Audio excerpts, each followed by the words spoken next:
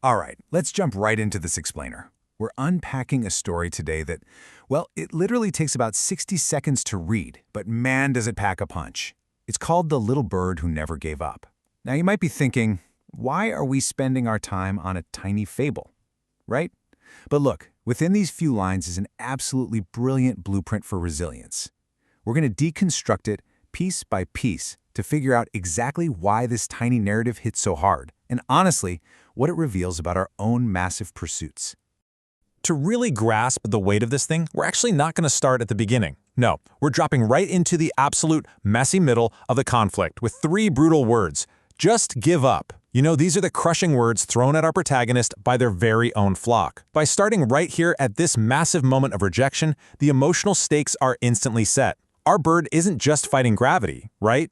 They're fighting the heavy psychological toll of their own community, telling them their dream is totally pointless. It's the ultimate underdog setter. Part 1. The Ambition. A Dream Takes Flight. Okay, so let's rewind and look at where this whole journey actually originated. Just look at this wild contrast the story sets up immediately. On the one hand, you have the physical reality, a tiny, super vulnerable little bird, and on the other, a massive, sky-high dream to fly higher than anyone else.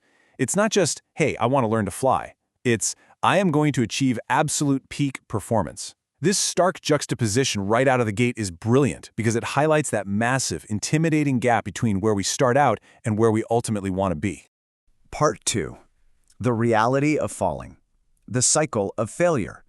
Because, when a tiny bird actually attempts an impossible height, gravity is going to win at first. The story doesn't just let the bird sit around and dream. It forces it into real action. And the text tells us this grueling cycle happened every day. Try, fall, smile, try again. It wasn't just a one-and-done attempt. The sheer repetition here highlights the absolute daily grind required before you ever see a breakthrough. It completely normalizes failure. It treats failing not as an ending, but literally just as a predictable, repeating step in doing something extraordinary. Part 3.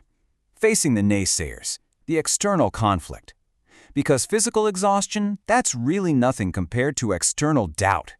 As if fighting the laws of physics wasn't hard enough, the text hits us with this. The other birds laughed. Wow, that carries so much weight, doesn't it? That laughter is the collective voice of the status quo, mocking the outlier. It's societal pressure trying to force conformity just because the goal looks totally impossible to them. The flock isn't just standing by. They're actively trying to drag our bird back down to that devastating demand to just give up. So how does the protagonist handle this toxic environment? This is my favorite part. The text says it just smiled and tried again. Notice what's missing there? The bird doesn't argue. It doesn't waste time trying to explain its grand vision to a flock that just doesn't get it. No anger, no defensiveness. It just smiles, which is this profound display of inner peace, and redirects every ounce of that energy right back into the work. It is absolutely the ultimate blueprint for handling critics. Part 4. Trusting the Wind, the Catalyst. After all that grinding, the environment finally shifts. This part forces us to pause and ask a really deep question. What actually changes when you finally trust yourself? Because having the perfect conditions, the right timing or a lucky break is one thing.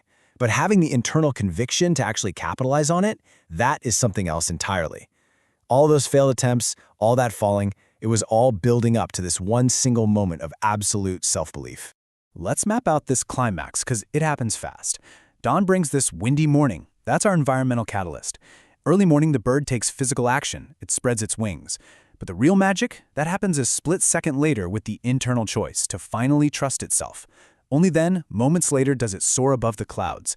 The big, flashy external success was 100% dependent on that quiet, split-second internal realization. Part 5. The Climax and the Universal Moral. This is where the entire dynamic completely flips. Look at this perfect inversion.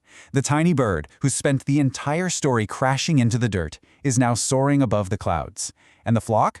They are literally grounded, watching in amazement from below. The very same birds who laughed are now completely speechless. The success did all the talking for our protagonist, leaving the naysayers totally floored by the exact same ambition they used to make fun of. Which brings us right to the fable's ultimate truth. Success belongs to those who never give up. Not the biggest bird, not the strongest, not the one who never stumbled. It belongs to the persistent. The source material flawlessly distills this whole emotional roller coaster into this one undeniable link between relentless perseverance and ultimate victory. As we wrap up this explainer, I really want you to think about this. We all have these massive ambitions that make us feel like a tiny bird staring up at the clouds, right?